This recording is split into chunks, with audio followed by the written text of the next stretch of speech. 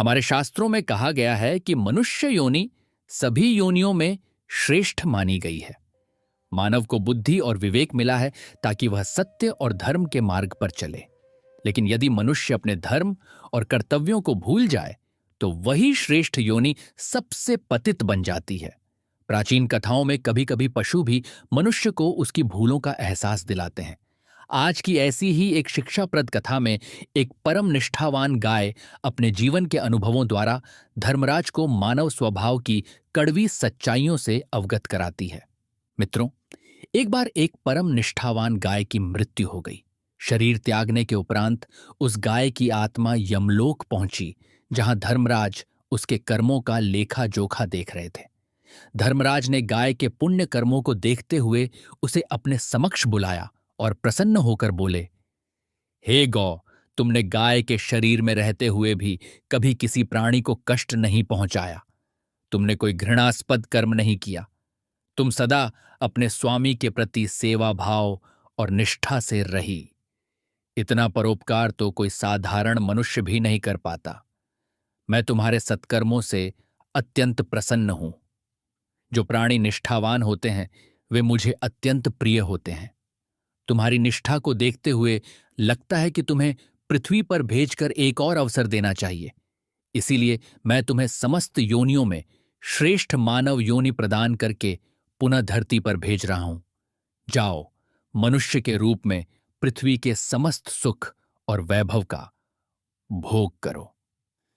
धर्मराज के ऐसा कहते ही उस गाय के मुख पर प्रसन्नता के स्थान पर विषाद छा गया। उसका चेहरा उतर गया, मुख मलिन हो गया और वह चुपचाप खड़ी रही। यह देखकर धर्मराज को आश्चर्य हुआ। उन्होंने पूछा, हे गौ, मैंने तुम्हें इतना उत्तम शरीर धारण करने का वरदान दिया है, फिर भी तुम्हारे मुख पर प्रसन्नता नहीं दिख रही, बल्कि तुम उदास हो। अरे, इस मनुष्य शरीर को पाने के लिए तो स्वर्ग के देवता भी ललायित रहते हैं, फिर तुम आनंदित क्यों नहीं हुई? तुम दुखी क्यों हो वत्स?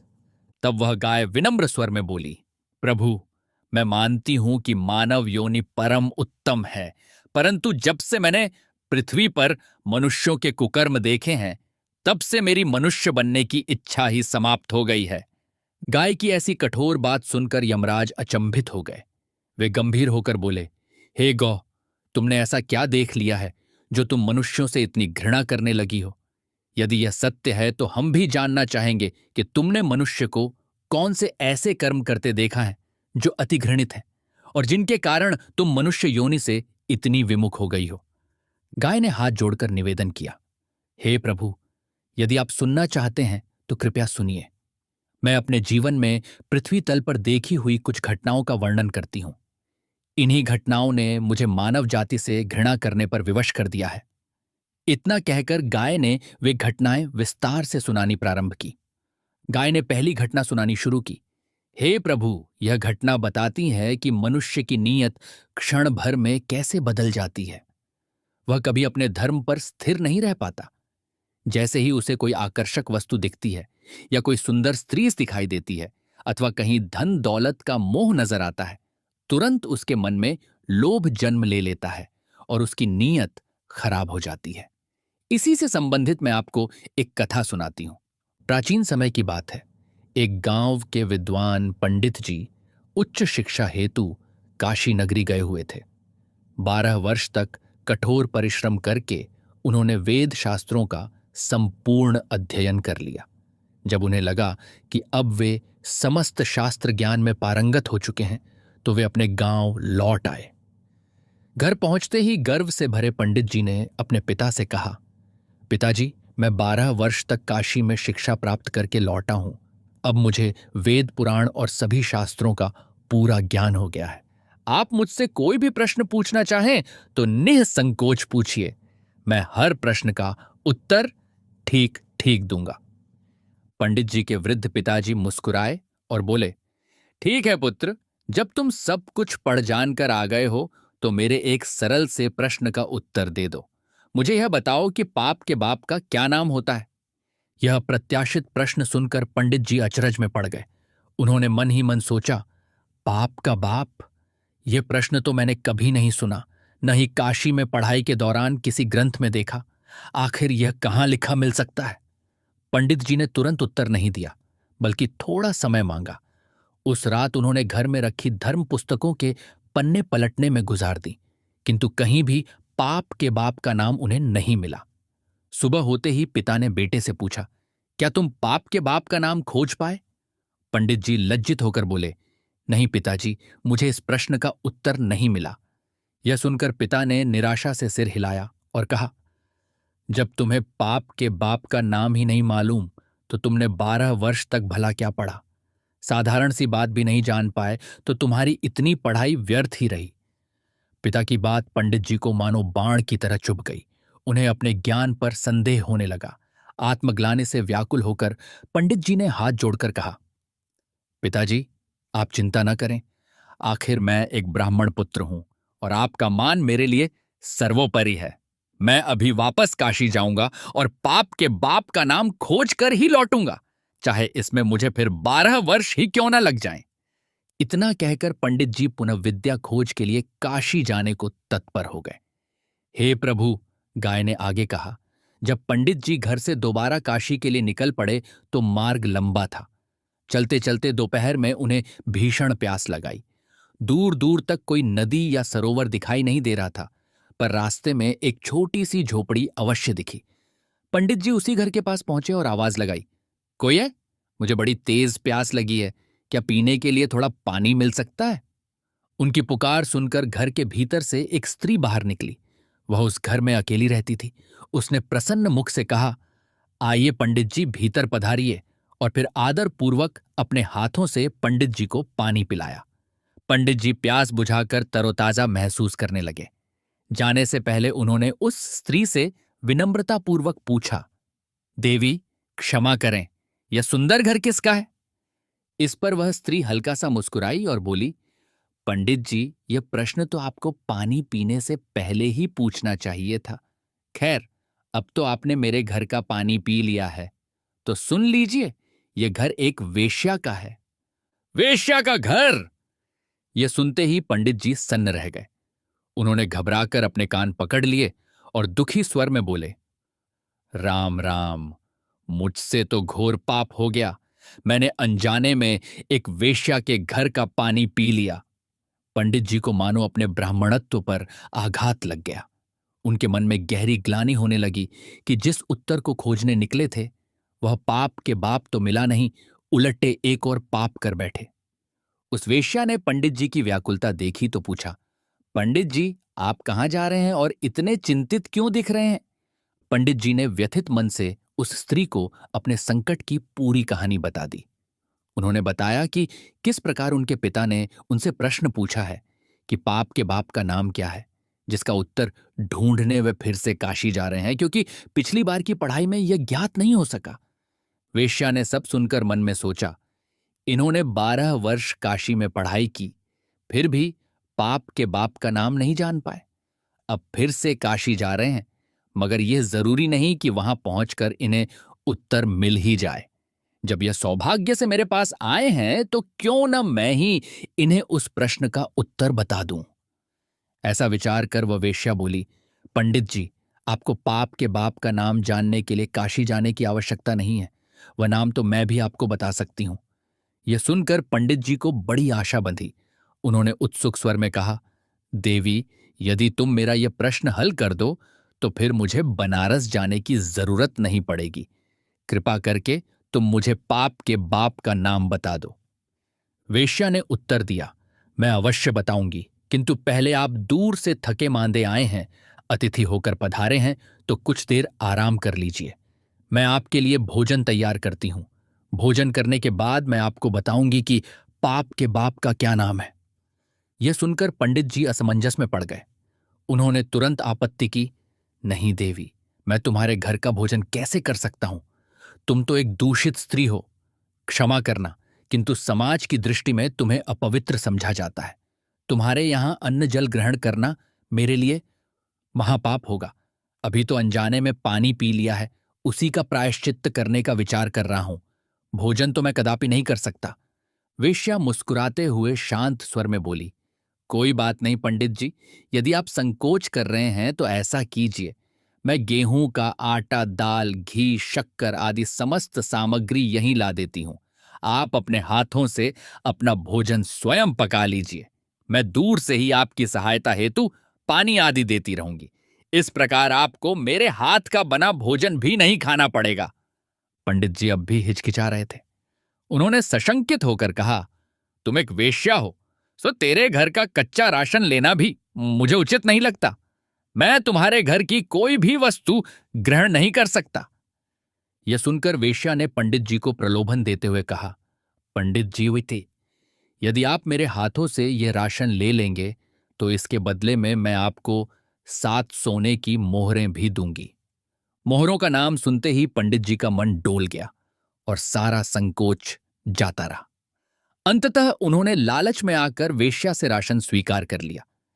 वेश्या ने तत्काल आटा, दाल, घी, शक्कर और अन्य आवश्यक सामग्री लाकर पंडित जी को दे दी। पंडित जी ने वहीं रसोई में चूल्हा जलाया और अपने हाथों से भोजन पकाने लगे। जब पंडित जी भोजन पका रहे थे, वेश्या ने आकर फिर आग्रह किया कि वह स्वयं भोजन बना दे।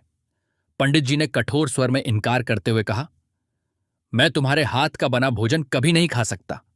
तब वेश्या ने फिर लालच दिया, यदि आप मेरे हाथ का बना भोजन खा लेंगे तो मैं आपको 7 स्वर्ण मुद्राएं और दूंगी।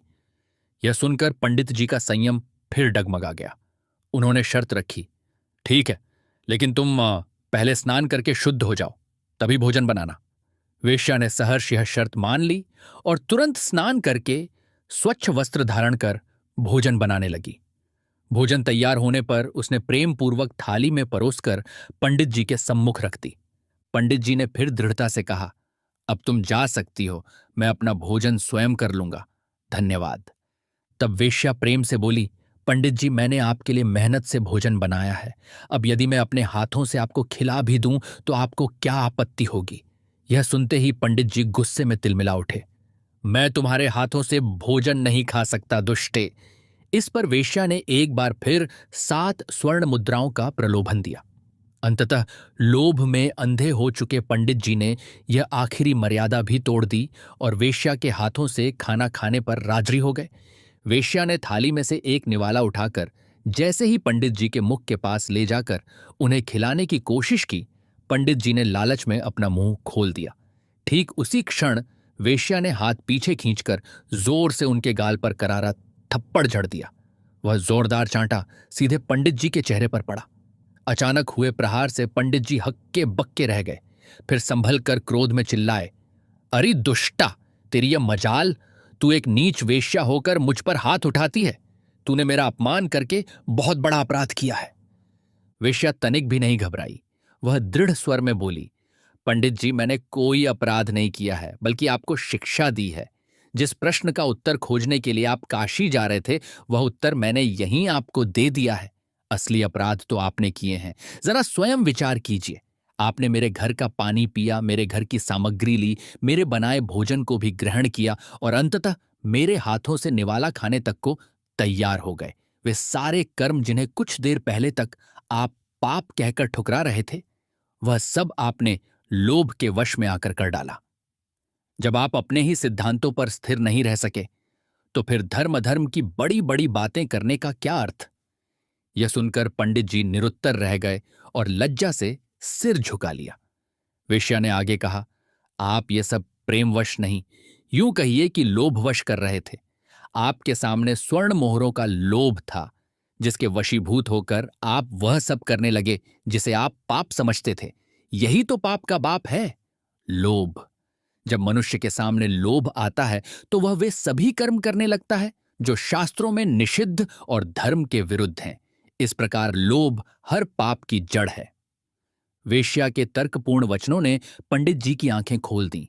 उन्हें सहसा बोध हुआ कि वास्तव में लोभ ही पाप का जनक है। उन्होंने तुरंत उस बुद्धिमती स्त्री के चरण पकड़ लिए और विनीत स्वर में बोले, देवी, तुम कोई साधारण वेश्या नहीं, मेरी गुरु निकली। 12 वर्ष काशी में रहने के बाद भी मैं आज तक नहीं जान सका था कि पाप का बाप कौन है, और आपने एक पल में मुझे यह शिक्षा दे दी। अब मैं समझ गया हूं कि लोभ ही पाप का बाप होता है। मनुष्य को कभी लोभ नहीं करना चाहिए, क्योंकि लोभ में फंसकर वह वे सारे नीच कार्य कर बैठता है जो धर्म और शास्त्र के विरुद्ध हैं। यही सबसे बड़ा पाप है और लोभ उसका मूल कारण। इस प्रकार पंडित जी को अपने प्रश्न का उत्तर मिल गया और उन्होंने काशी लौटने का विचार त्याग दिया। गाय ने इस प्रथम घटना का वृत्तांत समाप्त करते हुए लंबी सांस ली और बोली, हे प्रभु, इसीलिए मुझे मानव जाति से घृणा होने लगी है, क्योंकि मनुष्य लोभ में आकर कितने ही नीच कर्म करने को उतारू हो सकता है। जब लोभ सामने होता है तो मनुष्य अपने सिद्धांत, धर्म और मर्यादा सब भूल जाता है। सच ही कहा गया है कि लोभ सभी पापों की जड़ है। इसके बाद गाय ने दूसरी घटना सुनानी शुरू की। हे धर्मराज, अब मैं आपको दूसरी घटना सुनाती हूं, जिससे पता चलेगा कि कुछ मनुष्य कैसे विश्वासघात और वासना में अंधे होकर अधर्म करते हैं। यह घटना एक धनवान सेठ और उसकी सुंदर कन्या से जुड़ी है। किसी नगर में एक प्रतिष्ठित धनी सेठ के घर कन्या का जन्म हुआ। वह बालिका बचपन से ही अत्यंत रूपवती थी। जैसे जैसे वह बड़ी होती गई, उसके रूप यौवन का और भी विकास होता गया। जवानी की दहलीज पर कदम रखते रखते उसका सौंदर्य अप्सराओं को भी मात देने लगा। सेठ अपनी पुत्री से अत्यंत स्नेह करता था। जब बेटी विवाह योग्य हुई तो सेठ के मन में विचार आया कि मेरी पुत्री अप्रतिम सुंदर है, इसका विवाह किसी राजा या राजकुमार से ही होना चाहिए। अपनी पुत्री का भाग्य जानने की उत्सुकता से वह सेठ नगर के बाहर एक तपस्वी बाबा के पास गया, जो अपने भविष्य कथन के लिए प्रसिद्ध था। सेठ ने बाबा को प्रणाम कर विनीत भाव से कहा, बाबा, मेरी एकमात्र बेटी युवा हो गई है। मैं चाहता हूं कि उसका विवाह किसी राजा महाराजा के घर में ही हो। कृपा करके अपने तपोबल से देखकर बताइए कि मेरी बेटी का विवाह किससे होगा और उसके भाग्य में आगे क्या लिखा है। बाबा ने आंखें बंद कर कुछ ध्यान लगाया, फिर बोले, सेठ जी, आपकी कन्या का भाग्य बिना उसे प्रत्यक्ष देखे पूरी तरह नहीं बताया जा सकता। या तो आप अपनी पुत्री को यहां ले आइए, अथवा हम स्वयं आपके घर चलकर उसे देखकर भाग्य पढ़ लेते हैं। सेठ को बाबा की बात में कोई छल नहीं दिखा। वह तुरंत बोला, हां बाबा जी, आप कृपा करके हमारे घर पधारिए और स्वयं अपनी दिव्य दृष्टि से मेरी कन्या के भाग्य का निरीक्षण कीजिए। आपके चरण हमारे घर पड़ेंगे तो हमारा घर भी पवित्र हो जाएगा। आपकी कृपा से हमारी बेटी का भाग्य भी उज्जवल हो जाएगा। सेठ की विनम्रता पर बाबा जी सहर्ष तैयार हो गए। सेठ आदरपूर्वक उन्हें अपने साथ घर ले आया। घर पहुंचकर सेठ ने अपनी पुत्री को बाबा के दर्शन के लिए बुलवाया। जब वह रूपसी कन्या बाबा के सामने आई तो उसके अप्रतिम रूप को देख बाबा का तप क्षीण होने लगा। दरअसल वह बाबा सच्चा तपस्वी नहीं था, बल्कि एक कामी और पाखंडी मनुष्य था। उस कन्या को देखकर वह मोहित हो गया और उसके मन में कुत्सित कामना जाग उठी। बाबा ने सोचा, यदि ऐसी सुंदर कन्या मुझे मिल जाए तो मेरे भाग्य खुल जाएं। बस अब उसका सारा तप और धर्म धरा रह गया। वह मन ही मन उस कन्या को पाने की योजना सोचने लगा। अचानक बाबा जी ढोंग रचते हुए रोने लगे। उन्हें रोता देख सेठ घबरा गया। उसने विनीत स्वर में पूछा, बाबा जी, आप इस प्रकार रो क्यों रहे हैं? कहीं मेरी बेटी की हस्तरेखाओं में कोई अनिष्ट संकेत तो नहीं? बाबा उस सेठ को एकांत में ले जाकर धीमी आवाज में बोला, सेठ जी, बड़े दुहक से कहना पड़ रहा है कि आपकी कन्या की हाथों और माथे की रेखाएं अत्यंत अशुभ हैं। इन रेखाओं के अनुसार यह लड़की आगे चलकर तुम्हारे कुल का नाश कर देगी और जिस घर में जाएगी उस कुल को भी ले डूबेगी। यह भयंकर भाग्य देखकर ही मेरे आंसू निकल आए, क्योंकि आप बड़े धर्मपरायण और सज्जन पुरुष हैं, सो यह विनाश मैं देख नहीं पा रहा। यह सुनते ही सेठ के पैरों तले जमीन खिसक गई। उसने घबरा कर पूछा, बाबा, क्या कोई उपाय नहीं है जिससे मेरी पुत्री के अशुभ भाग्य के प्रभाव से मेरा परिवार बच जाए? कपटी बाबा गंभीर स्वर में बोला, उपाय तो एक ही है, किंतु बड़ा कठोर है। यदि तुम अपने परिवार को सर्वनाश से बचाना चाहते हो तो अपनी कन्या को आज ही संध्या के समय एक बड़े संदूक में बंद करके उस पर घी का दीपक जलाकर रखो और उस संदूक को नदी में प्रवाहित कर दो। ऐसा करने से तुम आसन्न विनाश से बच जाओगे, अन्यथा थोड़े ही दिनों में तुम्हारा कुल समाप्त हो जाएगा। अपने परिवार पर आने वाले संकट की कल्पना से सेठ भयभीत हो गया। मन कठोर करके उसने बाबा की आज्ञा शिरोधार्य कर ली। उधर कुटिल बाबा मन ही मन प्रसन्न हुआ कि उसकी योजना सफल होती दिख रही है। बाबा जी ने आशीर्वाद का नाटक किया और अपने आश्रम लौट गए। बाबा के जाते ही बेचारा सेठ भारी हृदय से घर लौटा और मजबूरी में वैसा ही करने का निर्णय लिया। शाम ढलने से पहले उसने अपनी लाडली बेटी को एक बड़े लकड़ी के संदूक में बंद कर दिया। संदूक के भीतर घोर अंधकार था और वह मासूम कन्या कुछ समझ नहीं पा रही थी। सेठ ने कांपते हाथों से संदूक का ढक्कन बंद किया और उस पर एक मिट्टी का दिया जलाकर रख दिया। संध्या होते ही नौकरों की मदद से वह भारी संदूक उठाकर ले आए और सेठ ने दुखी मन से उसे नदी में प्रवाहित कर दिया। देखते ही देखते वह संदूक नदी की धार में बहता हुआ अंधेरे में दूर निकल गया। हे प्रभु, गाय ने आगे कहा, अब आपको जानकर आश्चर्य होगा कि उस पाखंडी बाबा ने सेठ से उसकी बेटी को यूं नदी में बहाने को क्यों कहा। दरअसल उस कुटिल बाबा की योजना थी कि जैसे ही सेठ अपनी कन्या को संदूक में बहाएगा, बाबा खुद उसे जा पकड़ेंगे। उन्होंने पहले ही अपने 4 शिष्यों को नदी किनारे कुछ दूरी पर चौकन्ना बैठा दिया था और निर्देश दिया, आज रात नदी में एक बड़ा संदूक बहेगा जिस पर एक दिया जल रहा होगा। तुम लोग चुपचाप नदी में उतरकर उस संदूक को पकड़ लेना और मेरे पास ले आना। ध्यान रहे कोई तुम्हें देख न पाए। शिष्यों ने गुरु की आज्ञा मान ली और नदी तट पर निगरानी करने लगे। संयोगवश उसी शाम उस नदी के किनारे पड़ोसी राज्य का एक राजकुमार टहलने आया हुआ था। सूर्यास्त के बाद नदी तट के शांत वातावरण में टहलते टहलते राजकुमार दूर निकल गया था। अचानक उसने नदी में एक संदूक को बहते हुए देखा जिसकी ढक्कन पर टिमटिमाता हुआ दीपक रखा था। एक संदूक पर जलता दीपक देखकर राजकुमार चकित हो गया। उसने इशारे से अपने अंगरक्षकों को कहा और सैनिकों ने तत्परता से नदी में उतरकर उस संदूक को पकड़ लिया और बाहर निकाल लाए। जैसे ही संदूक खोला गया, राजकुमार और सैनिक अचंभित रह गए। भीतर एक अपूर्व सुंदरी युवती सहमी हुई बैठी थी। राजकुमार उस दिव्य सुंदरी को देखते ही मोहित हो गया।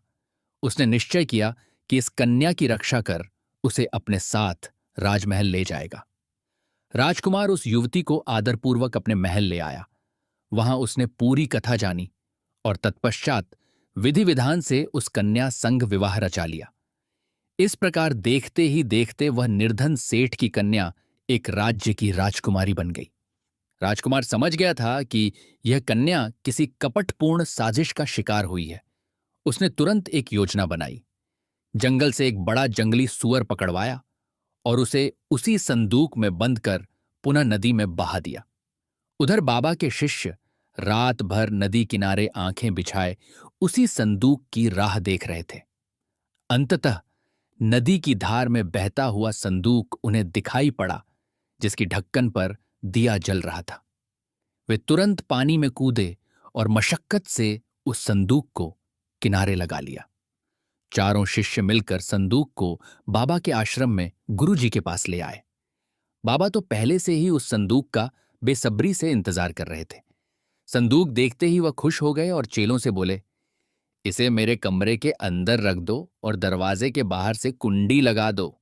सुनो, इस कमरे से चाहे कितना भी शोर सुनाई दे, कोई चीख पुकार हो या मैं खुद दरवाजा खोलने को कहूं, लेकिन जब तक मैं ना कहूं दरवाजा मत खोलना। शिष्यों ने जो आज्ञा गुरुदेव कहते हुए वैसा ही किया और बाहर पहरा देने लगे। अब उस बंद कमरे में वासना का अंधा बाबा और वह संदूक आमने सामने थे। बाबा ने द्वार बंद होते ही अधीर होकर संदूक का कुंडा खोल डाला, यह सोचते हुए कि अंदर से रूपवती कन्या निकलेगी। लेकिन संदूक खुलते ही बाबा की आंखें फटी रह गईं। उसमें से कोई नारी नहीं बल्कि एक विशाल जंगली सूअर गुर्राता हुआ बाहर निकला। कैद से छूटते ही उस हिंस्र सूअर ने बाबा पर टूटकर आक्रमण कर दिया। उसने बाबा को अपने नुकीले तीखे दांतों से बुरी तरह जख्मी करना शुरू कर दिया। कमरे के बाहर खड़े चेले गुरु की चीख पुकार सुनकर घबरा गए और दरवाजा खोलने को हुए, पर दूसरे ही क्षण उन्हें गुरु की सख्त हिदायत याद आ गई। उन्होंने सोचा, गुरुजी उनकी परीक्षा ले रहे हैं, इसीलिए दरवाजा नहीं खोला। अंदर उस पापी बाबा पर सूअर लगातार हमले करता रहा। बाबा ने प्राण बचाने को बहुत चिल्लाया, पर किसी ने कुंडी नहीं खोली। कुछ देर पश्चात अंदर का शोर अचानक बंद हो गया। शिष्यों ने कांपते हाथों से दरवाजा खोला तो भीतर का दृश्य देख सन्न रह गए। बाबा जी फर्श पर लहूलुहान मृत पड़े थे। कमरे की एक खिड़की टूटी हुई थी, जिससे वह जंगली सुअर बाहर निकलकर भाग चुका था। कुटिल बाबा अपने कपट की भयानक सजा पा चुका था। देखा प्रभु, गाय ने कहा, सेठ ने भोलभाव से जिस बाबा पर विश्वास किया, उसी ने कैसा छल किया। वह तो ईश्वर की दया थी कि राजकुमार की बदौलत उस कन्या का जीवन बच गया और उस पापी बाबा का असली चेहरा सबके सामने आ गया।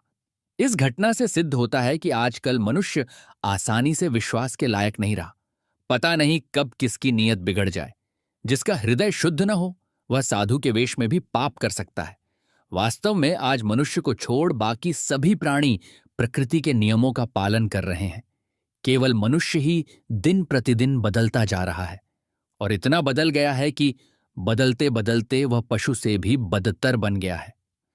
धर्मराज ने सहमति में सिर हिलाया और बोले, हे गौ, तुम सत्य कहती हो। ऐसे कुटिल मनुष्यों पर तनिक भी भरोसा नहीं किया जा सकता। पता नहीं कब कौन नीचता पर उतर आए। सच कहें तो मनुष्य योनि, जो देवताओं तक के लिए दुर्लभ मानी जाती थी, आज मानव अपने कर्मों से स्वयं उसे कलंकित कर रहा है।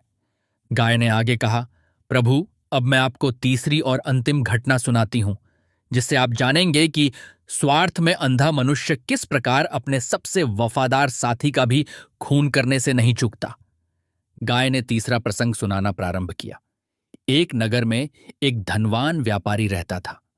उसके पास एक पाला हुआ बड़ा निष्ठावान कुत्ता था, जो सदा उसके परिवार के सुख दुहक में साथ रहता और उसकी रक्षा करता।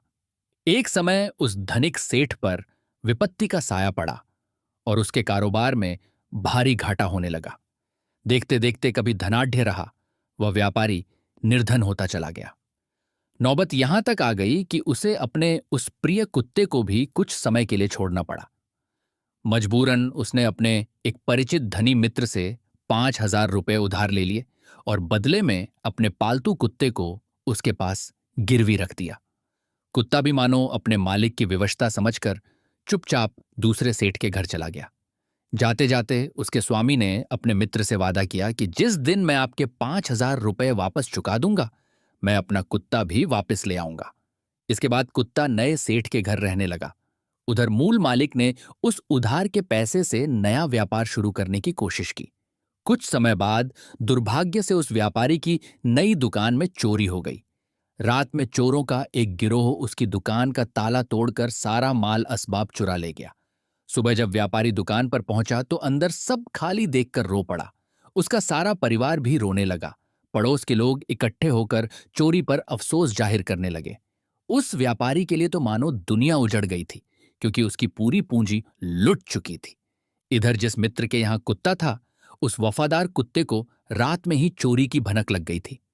वह दबे पांव चोरों के पीछे गया और दूर तक उनका पीछा किया। कुत्ते ने देख लिया कि चोरों ने चोरी का माल शहर के बाहर एक सुनसान जगह जमीन में गाड़कर छिपाया है। यह देखकर वह वफादार कुत्ता तुरंत वापस लौटा और सीधा अपने पुराने मालिक के घर की ओर चल पड़ा। सुबह उसका पुराना मालिक दुकान लुट जाने के सदमे में घर पर सिर पकड़े बैठा था। इतने में उसने देखा कि उसका वही वफादार कुत्ता हांफता हुआ दौड़ा चला आ रहा है। कुत्ते को अचानक सामने पाकर वह चकित रह गया। पहले तो उसे लगा कि शायद उसका मित्र अपना पैसा वापस मांगने के लिए कुत्ते को उसके पास भेज रहा है। यह सोचकर वह परेशान हो उठा कि अभी तो मैं कर्ज चुकाने की स्थिति में नहीं हूं, पैसों का इंतजाम कैसे होगा। इस भ्रम में वह मन ही मन कुत्ते के आने से खींच गया। लेकिन वफादार कुत्ते को तो अपने मालिक की मदद करनी थी। वह बेचैनी से कभी मालिक की पैंट कमीज को दांतों से पकड़कर खींचता, फिर दरवाजे की ओर भागता, मानो इशारा कर रहा हो कि मेरे पीछे बाहर चलो। पहले पहल व्यापारी कुछ समझ नहीं पाया, पर फिर उसे लगा कि शायद यह कुत्ता चोरी हुए सामान के बारे में कुछ जानता है। आखिर वह लगातार बाहर चलने का संकेत कर रहा था। अतः व्यापारी ने निश्चय किया कि इसे डीडारा चलना चाहिए। वह कुछ पड़ोसियों को साथ लेकर कुत्ते के पीछे पीछे चल पड़ा। कुत्ता तेजी से दौड़ता हुआ सबको उसी स्थान पर ले गया जहां चोरों ने सामान छिपाया था। वहां पहुंचकर कुत्ते ने जोर जोर से भौंकना और जमीन खोदना शुरू कर दिया। यह उसका इशारा था कि चोरी का सामान यहीं जमीन के नीचे दबा है। लोगों ने मिलकर खुदाई शुरू की तो थोड़ी ही देर में सारा माल असबाब सही सलामत बाहर निकल आया। अपना लुटा हुआ सामान वापस पाकर उस व्यापारी की खुशी का ठिकाना न रहा। घर लौटकर व्यापारी ने तुरंत एक पत्र लिखा और उसे मोड़कर कुत्ते के गले में बांध दिया। उसने प्यार से कुत्ते को दुलारा और कहा, तूने आज मेरा सब कुछ बचा लिया, अब तू अपने असली मालिक के पास लौट जा। उस पत्र में उसने अपने मित्र से विनती की थी कि आपका कुत्ता अतुलनीय रूप से वफादार है। उसी की बदौलत मेरी दुकान का सारा चोरी हुआ सामान मिल गया। अतः मैं आपके 5,000 रुपए के कर्ज को पूर्णतया माफ करता हूं। इस वफादार कुत्ते को भी मैं मुक्त करता हूं। यह अब खुशी से आपके पास लौट रहा है। इनाम स्वरूप मैं 5,000 रुपए अतिरिक्त भिजवा रहा हूं। वफादार कुत्ता आनंद से उछलता कूदता अपने पुराने मालिक के घर की ओर भागा।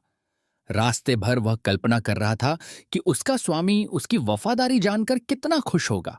जैसे ही कुत्ता दौड़ते दौड़ते अपने पुराने घर पहुंचा, उसने मालिक को आंगन में खड़ा पाया। दूर से कुत्ते के गले में बंधा कागज भी उसके स्वामी को दिखाई दे गया। कुत्ते को अकेले लौटते देख उस व्यक्ति को फिर शंका हुई कि जरूर मेरा मित्र अपने पैसे वापस मांगने के लिए कोई पत्र भेज रहा है और अब रकम मांग रहा होगा। अपने स्वार्थ और कर्ज की चिंता में वह पल भर को यह भी नहीं समझा कि शायद कुत्ते के आने का कारण कुछ और हो सकता है। उसके मन में एक भयानक विचार आया, मेरे घर का पता तो सिर्फ इस कुत्ते को मालूम है। यदि मैं इसको ही मार डालूं तो मेरा दोस्त मेरा घर खोज नहीं पाएगा और मैं कर्ज चुकाने के झंझट से बच जाऊंगा। ऐसा सोचकर उस लालची व्यापारी ने अवध देखा न ताओ, अंदर से तलवार उठाई और सीधे उस निरीह कुत्ते पर टूट पड़ा।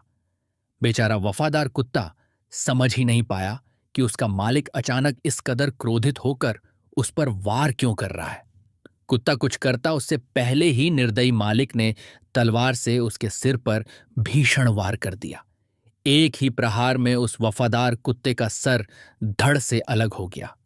उसने तड़प कर वहीं प्राण त्याग दिए।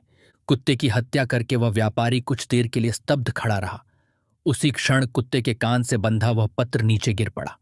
होश में आते ही व्यापारी ने कांपते हाथों से वह कागज उठाया और पढ़ा। पत्र में लिखी बातों को पढ़कर उसके पैरों तले जमीन निकल गई। मित्र ने तो कर्ज माफ करके उपहार स्वरूप पैसे भेजने को लिखा था। यह जानकर व्यापारी की आत्मा चीत्कार उठी। उसे अपनी करनी पर गहरा पछतावा होने लगा, लेकिन अब कुछ नहीं हो सकता था। अब पछताए होत क्या जब चिड़िया चुग गई खेत। जिसने अपने सबसे वफादार साथी की बलि अपनी नासमझी और स्वार्थ के लिए दे डाली, उसे पछतावे के सिवा क्या मिल सकता था। यह हृदय विदारक घटना सुनाकर गाय ने धर्मराज से कहा, देखा प्रभु, मनुष्य अपने स्वार्थ के लिए कितना नीचे गिर सकता है। वह अपने अत्यंत निष्ठावान पशु का भी रक्त बहाने से नहीं चूकता। मैंने स्वयं इस घटना को घटित होते देखा तो मेरे मन में मनुष्यों के प्रति अपार घृणा भर गई। फिर गाय बोली, हे प्रभु, मैंने पृथ्वी पर अपनी आंखों से देखी जो भी घटनाएं थीं, संक्षेप में आपको सुनाई। इन उदाहरणों से स्पष्ट है कि मनुष्य कितना विश्वासघाती, लालची और स्वार्थी हो सकता है। इतने घृणित कृत्य देखने के बाद मेरा तो अब मनुष्य योनि में जन्म लेने का बिल्कुल भी मन नहीं है। आप कृपा कर मुझे कोई और योनि देकर पृथ्वी पर भेज दें। चाहे फिर से गाय बना दें, लेकिन मनुष्य मत बनाइए। गाय की बातें सुनकर धर्मराज अत्यंत प्रसन्न हुए। उन्होंने गंभीर किंतु कोमल वाणी में कहा, हे गौ, तुमने जो ज्ञान की बातें बताई हैं उनसे मैं बहुत प्रसन्न हूं। जो प्राणी धर्म और निष्ठा पर अटल रहते हैं वे देवताओं को अत्यंत प्रिय होते हैं। अतः मैं तुम्हें आशीर्वाद देता हूं कि तुम दिव्य रूप में स्वर्गलोक में निवास करो और वहां के सभी सुख भोगो। तुम्हें फिर कभी मानव लोक में लौटने की आवश्यकता नहीं। धर्मराज का वरदान मिलते ही वह गाय दिव्य रूप धारण करके स्वर्ग को प्रस्थान कर गई। मित्रों, इस कथा से हमें यह शिक्षा मिलती है कि हमें लोभ, कपट और स्वार्थ से बचना चाहिए। मनुष्य जीवन पाकर हमें अपने आचरण को पशुओं से भी अधम नहीं बनाना चाहिए, बल्कि दया, निष्ठा और धर्म का पालन करना चाहिए। आपको यह कहानी कैसी लगी? कृपया कमेंट में अपनी राय अवश्य दें और साथ ही हर हर महादेव लिखना न भूलें। यदि आपको यह कथा पसंद आई हो तो इसे लाइक करें और अपने मित्रों के साथ शेयर करें। ऐसी ही और रोचक पौराणिक कहानियां सबसे पहले पाने के लिए हमारे चैनल को सब्सक्राइब जरूर करें। वीडियो को अंत तक देखने के लिए आपका धन्यवाद।